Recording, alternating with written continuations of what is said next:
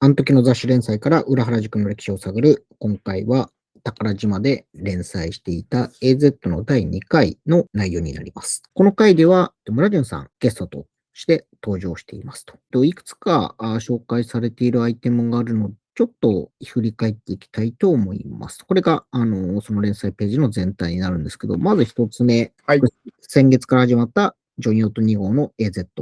まずは大反響の第1回の訂正からというところで、前回、ニューパンクというタイトルで、鎌倉恋愛委員会とか、素敵な恋をしてみたいに出ていた、もっくんとか、ふみやさんとか、りかこさんとかがゲストに呼んで紹介していたんですけど、そこのまず訂正っていう形から入ってるんですけど、今回の内容っていうところでいくと、その次のところからですと。今回はポパイホットドッグとのモデルでおなじみの、最近は俳優 DJ として活躍中の村淳こと村上淳くんをお招きしていますと。なさそうで、実はある3人の共通の話題はギターと。3人ともフェルナンデスのゾウさんを愛用。村淳はスチャダラパーのナイスガイ。2号はトレイシー・チャップマン。ジョニーはビートルズを得意としていると。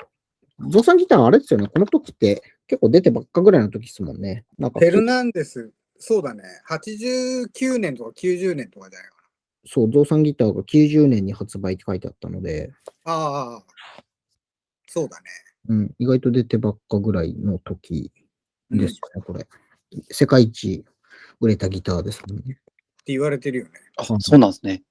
でもこれ、時代的に、日本だけで言うと、もうバンドブーム全盛期だったから、その煽りというか、それがかなり影響として大きかったんじゃないかな。お座敷ギターっていうふうに言われてたからね。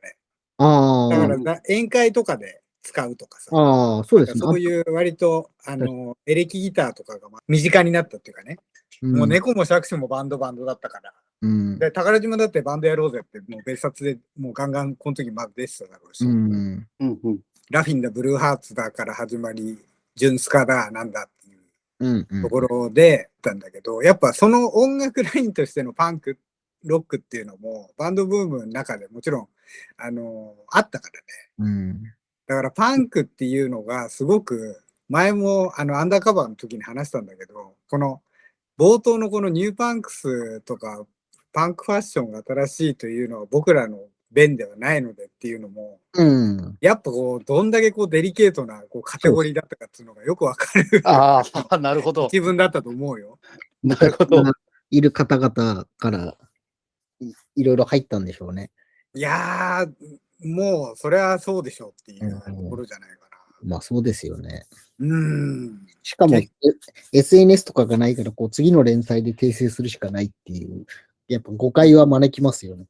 そうそうそう。だから、やっぱり、サーフィンでもさ、昔、一時期丘サーファーっていう、そのサーファー風の、サーフィンはやってないけど、サーファー風の、こう、チャラい連中みたいな感じで揶揄されてたけど、それと一緒で、やっぱりファッションパンクスっていう言葉があった。それは別にバンドだったり音楽だったり、何かをこう訴えたいわけでもないのに、ちょっと流行ってるからっつって、パンクファッションだけをつまんでくるっていうのは、かなりこう、もう地獄行きだね。本腰でやってる人からしてみたら。格好の餌食ですよね。そう。だからね、結構デリケートなんですよ。やっぱりパンクっていうのは。これってあれですよね。すべてにおいてそうですよね、でも、おそらく。スケボーも絶対そうだろうし。そうだね。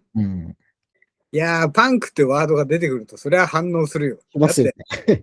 で、必ずそれちげえよって思うでしょうしね。そう。で、やっぱりね、そういう、こう、表だってこう雑誌とかね、メディアに出てきてパンクを語るっていうのがどれだけリスキーかっていうのも多分この方々は分かってると思うし。この人たちは全然その辺も分かって通ってきてる人たちだけれども、前回はその芸能人も出て、ニューパンクスっていうそういうタイトルがあって、みたいな。そうだね、出だしがね、またちょっと微妙な感じだったからね。だからそれはちょっとやり玉に上がる感はありますよね、ちょっと。情報がね、もう宝島とかしかなかったからね、結構みんな見てたんじゃないかな。ドールとか読んでる方々からしたらそうなるわけですよね。そう。むしろもうそれより先行くと雑誌なんかに、ドールもひっくるめて雑誌なんかてる連中はっていう、そゴリゴリの人たちもいたぐらいだから、そうですね。確かに。そう、もうマスメディア自体をもう、に中指をっていうところだったからね。まあ、そういう人からすると、こんな増産ギターも気に食わないでしょうしね。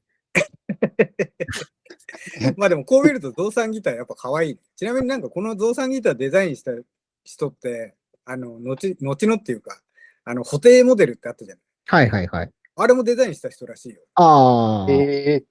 もう亡くなってしまった、最近亡くなっちゃったらしいんだけど。布袋さんのって、うん。あれフェンダーでしたっけ？あれね、フェルナンデスなのよ。あれフェルナンデスなんですね。そう。ボーイの時だっけ？ギタリズムの時だっけ？ラインが入った。はい、そうですよね。そう、あれのデザインした人らしいよ。あと、ヒデとかのギターもデザインした人みたいよ。そっか、フェルナンデスなんだ、あれ。だってあれですね、フェルナンデスって、フェンダーのコピーブランドでスタートしてるんですよね、多分。そうだね。フェンダーとかギブソンとか、割とこう、なんていうのかな。老舗のレプリカ的なものを、作るのが、安価なね。そうですよね。だから、フェンダーだけじゃなくてね、いろいろあったんだけど、まあ、だからグレコかフェルナンデスかっていう、学生は。そう、でも増産ギターやっぱね、欲しかったね、昔は。しかもあれですよね。品番も増産ですよね、あれ確か。Z なんとかってやつじゃない？ Z-3 とかそんなんですよね。っていう感じで、まあ、増産ギターがまず最初に紹介されつつ、何気にこのニゴさんが座ってるソファーも、ニゴさん語る上では結構、後々も出てくる。そうだね、P.W. ハーマン。そうですね。次文章を読んでいくと、で、今日はいろいろとみんなに持ち寄ってもらったわけだけど、僕はドクター・マーチンの8ホールってことで、左側の茶色いヌバックのマーチンの8ホールを紹介していると。で、ジョニオさんは右側のネイビーの8ホールを紹介していて、両方とも珍しいよね。マーチンは最近買いのがたくさん出てるみたいで、でも日本ではあまりいいの見かけなくて、あっても値段が高そうっていう。ジョニオさんのも2号さんのもロンドンで見つけてきて1万円しなかったよ、みたいなことが語られているみたいな形で、マーチンの紹介がされているというような。2人とも8ホールだ。ロンドンで1万円もしないんですね。そう、でもロンドンでは安い。なんかロンドン土産って感じだったな。なんとなくのイメージは。そんなに高くないから、なんかロンドン行くっていう人には、マーチン買ってきてって頼んでる先輩たちは結構いたよ。で、ここに書いてあるみたいに代理店があったわけじゃないから、そんな買えなかった。そんなに正規でいっぱい入ってきてどこでも買える状況でもなかったってことなんですね。全然だよ。見当たんないよ。なかなかないよ。そうなんだ。そっか。そしたらじゃあ1万円以内で買えるんだったらなんか嬉しいですよね。だからなんかそれぞれパンクショップっていうかね、そっち系のお店に売ってた感じ。そんなにもう今みたいにどこでも買えるっていう感じではなかったよ。やっぱそうなんですね。マーチン自体がね。そうで、このネイビーのマーチンもすげえ珍しいし、あとね、このね、ちょっと注目してもらいたいのが、この茶色のヌバックのマーチンなんだけど、これもちろんアッパーもすごい色的にもかっこいいんだけど、村淳さんがね、こう、あぐらかいて座ってるじゃない。で、ソールを見てほしいんだけど、これね、通常のマーチンのソールじゃなくてね、ベンソールっていうね、別名タンクソールって言われてる、普通のソールよりもゴツゴツしたソールなのよ。だから結構ね、これ珍しいんだよね。種類。そういうなんかごつめのブーツっぽい。そう、このソールね、使ってるのも年代的にね、あったんだけどね、結構数少ないの。めっちゃ珍しい、これ。マーチにパッと見えないですよね、ヌバックだし。ビブラムとかのごつい100番ぐらいの。そうそうそう。なのに、そのゴムのソールで、このソールを着つつ、このゴツゴツ感が結構ね、かっこいいんだよね。これでスチールキャップとか入ってたらもう完璧だね。ネイビーとかも。そう、もう全部が全部珍しいね。インラインでないし。まあでも、ジョニオさんこのネイビー思い出があるのか、アンダーカバーでマーチンの別注やるとき、前もちょっとこのネイビーとか出したりしてたんで、両方この茶色のヌバックもいいしね、ネイビーのこのマーチンもこれぐらいやっぱりくたびれてるとかなりかっこいいな。かっこいいっすよね、これね、ネイビーの。これ10ホールだとなおさらかっこよかったんだけどね。やっぱ8ホールが主流なんすかね。でもね、割とマーチンイコール10ホールっていうイメージっていうかね、は強いよ。8ホールってどっちかっていうと、昔は女の子が入ってたりとか、本当にそれ系だった気がするんだよ。それこそあれですよね。スキンズとかああいう人たちのロールアップする上では、テンホールの方がいいけど、ある程度ちょっと街中でカジュアルダウンする上では、は8ホール。8ホールの方が。やっぱ、スキンズとかサイコビリの人たちはもう10ホール以上だね。14ホールとか20ホールとか入ってたから。まあでも、本当に脱ぎ履きですよね。一番の課題。ジッパー脱ぎ履き問題ね。これはミミックの記事読んでもらえればいいけど、ジップカスタムはやっぱ最高でしたね。現代のマナーとして必須だね。マジで10秒で脱ぎ履きできるんで。うん。ホールなのに。あとは音楽系のなんか、レコメンド。1万円の待ちやすいよね、みたいなのがあって、で、次に紹介されているのが、真ん中にはタオル地の、ジョニオさんが紹介しているのがタオル地のジャケット。で、ノーフューチャーって書いたネクタイっていうことで、ノーフューチャーっていうところでお分かりの通り、これはセジショナリーズですと。で、2号さんが紹介しているのが、ジョニー・ロットンがしているリストバンドを忠実にコピーした、シーブスで発見したリストバンドっていうところで、左上のチェックシャツ着てる C って書いてるところなんですけど、リストバンド、ほぼ映ってないんですけど、リストバンドを紹介している。